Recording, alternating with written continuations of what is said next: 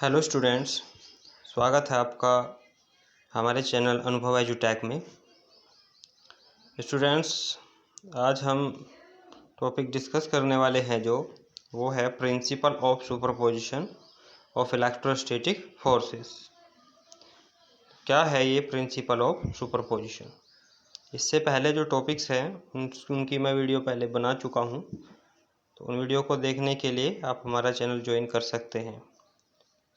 देखिए, principle of superposition में बताया जाता है कि अगर बहुत सारे चार्जेस का सेट, बहुत सारे चार्जेस एक किसी सिंगल चार्ज को घेरे हुए हैं, तो कोई एक सिंगल चार्ज उन चार्जेस की वजह से जो फोर्स, नेट फोर्स फील करेगा, उसके बारे में बताता है।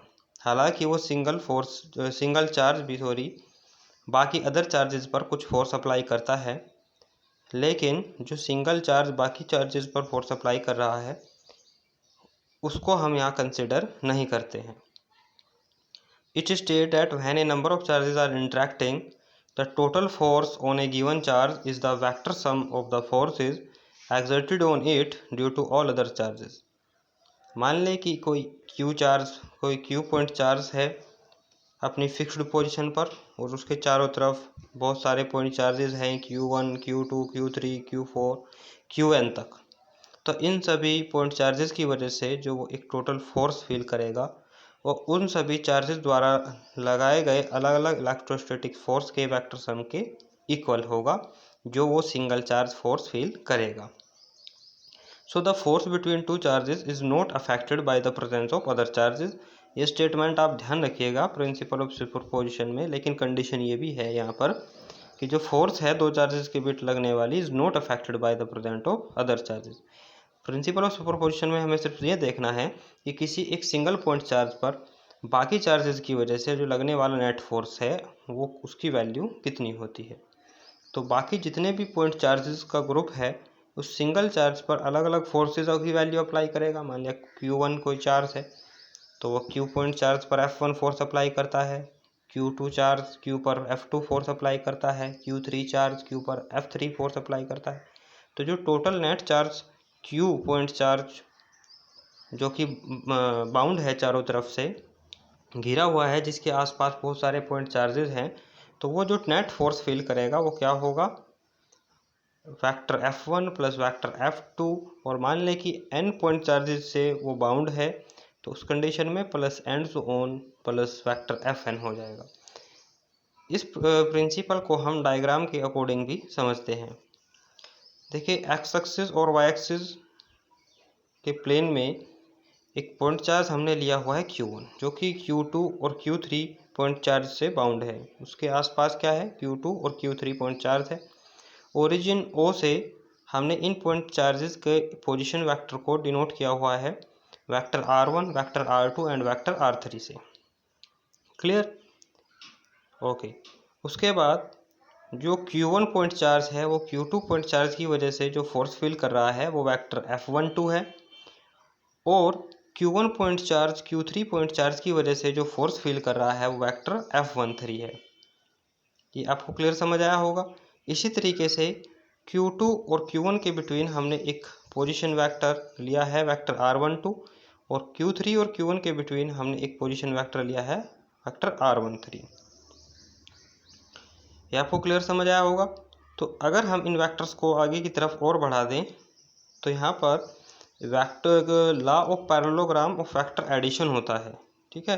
तो उसके अकॉर्डिंग जो Q1 point charge net force feel करेगा वो कितनी होगी, vector F1 equal to vector F12 plus vector F13। मतलब उसके आसपास जो भी पॉइंट चार्जेस हैं उनके द्वारा लगाए गए अलग अलग फोर्सेस के वेक्टर सम के इक्वल होगा नेट फोर्स। ये आपको क्लियर समझ आया? अगर इससे रिलेटेड कोई डाउट होगा तो आप कमेंट बॉक्स में बता सकते हैं। अब हम समझ लेते हैं इलेक्ट्रिक फील्ड और इलेक्ट्रिक फील्ड इंटेंसिटी। तो सबसे पहले इलेक्ट्रिक फील्ड क्या है? देखिए, इलेक्ट्रिक फील्ड वो एक रीजन है जहाँ इलेक्ट्रोस्टैटिक फोर्स को चार्जेस फील करें, या कहें कि चार्जेस के बहुत सारे सेट्स के चारों ओर का वो रीजन, ठीक है, वो एरिया जहाँ तक एक चार्ज दूसरे चार्ज की वजह से या कोई भी एक सिंगल चार्ज इलेक्ट्रोस्टैटिक फोर्स को फील करता हो, उस रीजन को हम क्या कहेंगे, इलेक्ट्रिक फील्ड बोलेंगे। जैसे कि अगर हमारे पास कोई मैग्नेट का पीस हो, ठीक है, और बहुत सारे लोहे के आयरन के पार्टिकल्स हों, तो उस कंडीशन में होगा क्या कि अगर मैग्नेट का जो पीस है वो आयरन पार्टिकल के नज़दीक हो या आयरन पीस के नज़दीक हो, तो मैग्नेट आयरन पीस को जल्दी से अपनी तरफ अट्रैक्ट कर लेती है। लेकिन जैसे जैसे हम मैग्नेट और आयरन पीस के बिटवीन गैप बढ़ाते जाते हैं तो वो उसको अट्रैक्ट नहीं कर पाती है। मतलब एक खास रीजन तक ही मैग्नेट आयरन पीस को अपनी तरफ अट्रैक्ट कर पा रही है, उस पर एक मैग्नेटिक फोर्स अप्लाई कर पा रही है। इसी तरीके से तो वहाँ पे उस कंडीशन में हम उस फील्ड को ही क्या बोल देते हैं, मैग्नेटिक फील्ड, यहाँ तक मैग्नेटिक फोर्स को फील किया जा रहा हो। इस तरीके से चार्जेस जो इलेक्ट्रोस्टैटिक फोर्स को जिस रीजन तक फील करें तो उसी रीजन को हम क्या कहेंगे, इलेक्ट्रिक फील्ड बोलते हैं। नेक्स्ट आ जाता है इलेक्ट्रिक फील्ड इंटेंसिटी।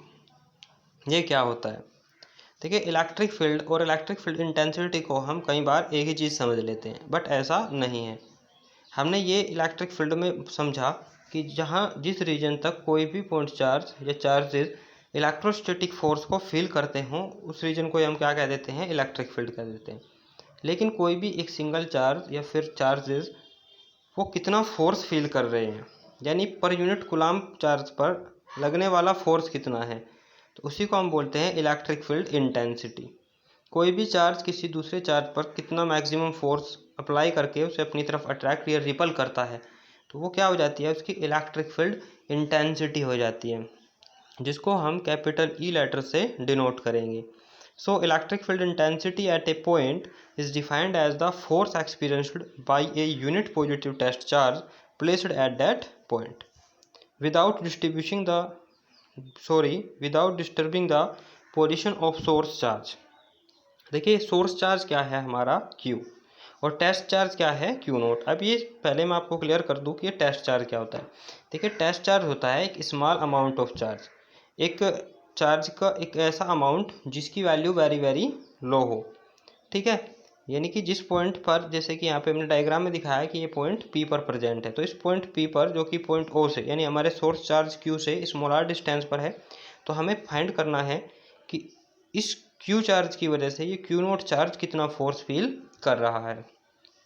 हमने वेरी वेरी स्मॉल अमाउंट का Q नोट चार्ज या टेस्ट चार्ज इस वजह से लिया क्योंकि इसका जो खुद का इलेक्ट्रिक फील्ड होगा वो काफ़ी वीक होगा, उसकी जो वैल्यू है वो काफ़ी लो होगी, या कहे कि इसके आसपास वाले जो इलेक्ट्रिक चार्जेस हैं वो एक तरीके से नेग्लिजिबल इलेक्ट्रिक फोर्स को फील करेंगे, ताकि हम स्मॉलर डिस्टेंस पर केवल जो सोर्स चार्ज Q है इसकी वजह से लगने वाले इलेक्ट्रोस्टैटिक फोर्स को आसानी से कैलकुलेट कर सकें। इस वजह से हमने पॉइंट P पर एक स्मॉल पॉजिटिव टेस्ट चार्ज लिया हुआ है। ओके, तो इसके लिए एक फॉर्मूला क्या देंगे कि vector E is equal to limit Q nought tends to zero vector F upon Q nought. Q nought charge अगर F इलेक्ट्रोस्टैटिक फोर्स फील कर रहा है तो उस कंडीशन में जो इलेक्ट्रिक फील्ड इंटेंसिटी है वो कितनी हो जाएगी, vector E is equal to limit Q nought tends to zero vector F upon Q nought. अब क्योंकि इलेक्ट्रिक फील्ड फोर्स एक वेक्टर क्वांटिटी है, ओके, उसकी डायरेक्शन है, तो सेम वही डायरेक्शन किसकी होगी, इलेक्ट्रिक फील्ड इंटेंसिटी की भी सेम वही डायरेक्शन होगी, ठीक है। तो अरो का सिंबल लगा के हमने इनको डिनोट किया हुआ है। अब यहाँ पे जो हमने टर्म यूज़ किया है limit Q nought tends to zero, इसका मतलब क्या है, Q nought tends to zero का मतलब है क्योंकि Q नोट की वैल्यू जैसे कि मैंने अभी बताया वेरी वेरी लेस होती है, यानी कि हम ऐसा बोल सकते हैं कि Q नोट की वैल्यू जीरो के आसपास है, कम्प्लीटली जीरो नहीं है। तो Q nought tends to zero means that the test charge Q nought must be small enough so that it does not change the value of capital E, यानी कि जो source charge Q है उसकी electric field intensity पर Q nought charge का जो electric field होगा वो कोई खास इफेक्ट नहीं डाल पाएगा। तो यहाँ पे Q nought tends to zero, ये आप इसका मतलब समझ गए होंगे। सेकेंड पॉइंट आ जाता है इससे related, the electric field is a vector quantity.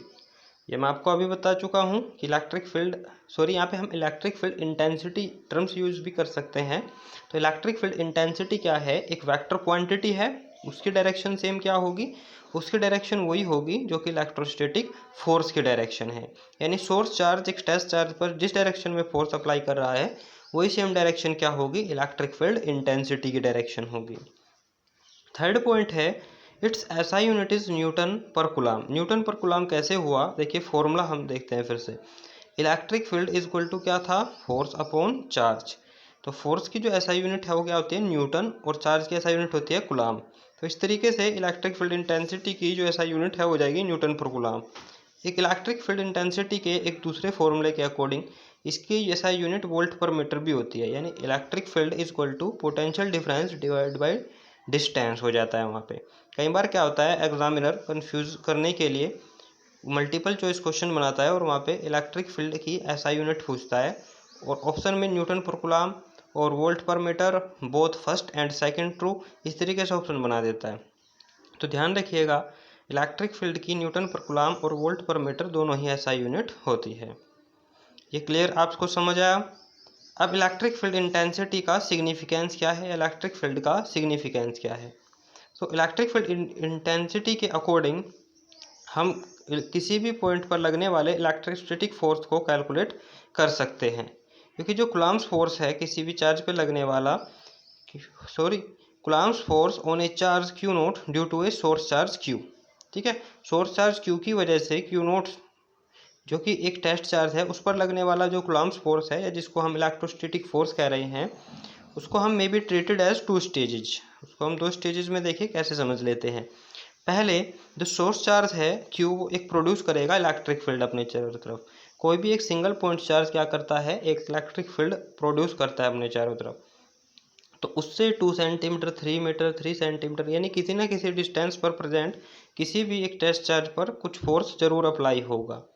ठीक है, यानी उसी डिस्टेंस को हमने यहाँ पे स्मॉल आर से डिनोट किया हुआ है। सेकेंड है the value of E at any point determines the force on the charge Q nought at that point. Q nought test charge पर कितनी फोर्स लग रही है या क्यू नोट टेस्ट चार्ज कितनी फोर्स फील कर रहा है किसी दूसरे सोर्स चार्ज क्यू की वजह से।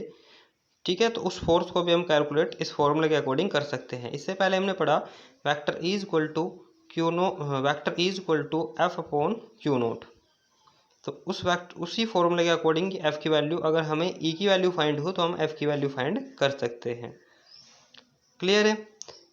देखिए यहाँ पे इलेक्ट्रिक फील्ड इंटेंसिटी या इलेक्ट्रिक फील्ड दो पॉइंट चार्जेस के बिटवीन एक इंटरमीडिएटरी रोल जो है प्ले करता है। किस तरीके से, जैसे कि दो पॉइंट चार्जेस हैं और वो एक दूसरे से कुछ गैप पर हों, स्मॉल आर डिस्टेंस पर हों, हम ऐसा मान लें। ठीक है, तो एक चार्ज अगर मान लें कि उन दोनों में से कोई भी टेस्ट चार्ज नहीं है, एक 2 कूलाम है एक 1 कूलाम है, तो फर्स्ट चार्ज दूसरे चार्ज पर कुछ फोर्स अप्लाई करेगा और जो सेकंड चार्ज है वो पहले वाले चार्ज पर कुछ फोर्स अप्लाई करेगा। ठीक है, तो ये जो इलेक्ट्रिक फील्ड है, क्योंकि हर एक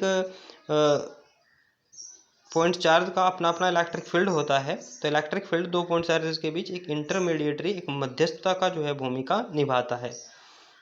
इलेक्ट्रिक फील्ड इंटेंसिटी क्या है, किसी भी चार्जेस के सिस्टम का एक कैरेक्टरिस्टिक है जिसके थ्रू पता चला है कि एक चार्ज दूसरे पॉइंट चार्ज पर कितना फोर्स अप्लाई कर रहा है, और इंडिपेंडेंट होता है टेस्ट चार्ज से।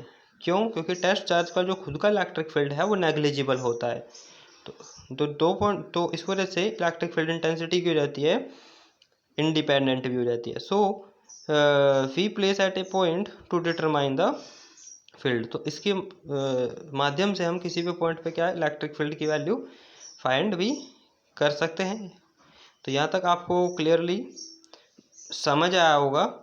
वीडियो से रिलेटेड अगर कोई डाउट्स रहा हो तो आप कमेंट बॉक्स में लिख सकते हैं। वीडियो आपको अगर पसंद आई हो तो लाइक और शेयर कीजिएगा और चैनल को सब्सक्राइब कीजिएगा, नोटिफिकेशन पे क्लिक कीजिएगा ताकि आपको हमारी आने वाली वीडियो समय से मिलती रहे। तो आज के लिए इतना ही। Thank you very much.